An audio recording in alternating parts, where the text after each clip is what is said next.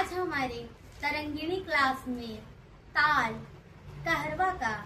1 गुण, 2 गुण,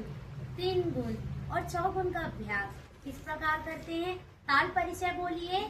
ताल कहरवा मात्रा 8 विभाग 2 ताली 1 खाली 1 ताली पहली मात्रा में खाली पांचवी मात्रा में 1 2 3 4 5 6 7 8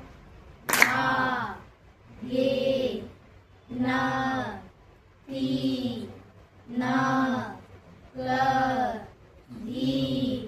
ना धागे नदी न कधी ना धागे नदी न कधी ना धागे नदी न कधी ना धागे नदी न कधी ना धागे नदी न कधी ना